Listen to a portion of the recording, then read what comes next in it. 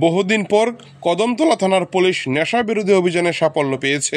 গোপন খবরের ভিত্তিতে ইন্দু বাংলা সীমান্তের ব্রজেন্দ্রনগর এলাকা থেকে ইয়াবা ট্যাবলেট সহ পাচারকারী এক মহিলা ও এক ব্যক্তিকে আটক করেছে পুলিশ।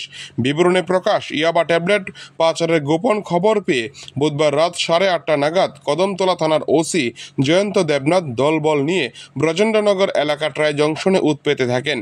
এমন সময় অপর দিক থেকে আসা গোপালনাথ নামের TR058296 নাম্বারে বাইক আরোহীকে আটক করে তল্লাশি চালিয়ে বাইকে থাকা ইয়াবা ট্যাবলেটের প্যাকেট জব্দ করা হয়।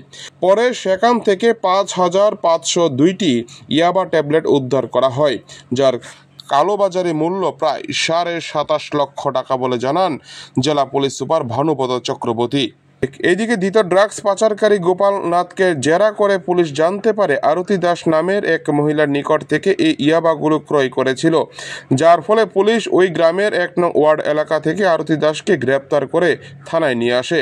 বর্তমানে ধৃতদের বিরুদ্ধে NDPS আইনে 49/24 নম্বরে মামলা দায়ের করে ধর্মনগর আদালতে সোপর্দ করা হবে বলে জানিয়েছে ওসি।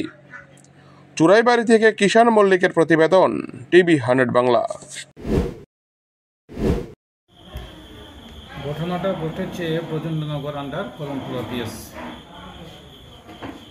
কোয়ান্টিটি হলো 5,502টা ইয়াবা ট্যাবলেট। 2জন মানুষকে অ্যারেস্ট করা হয়েছে।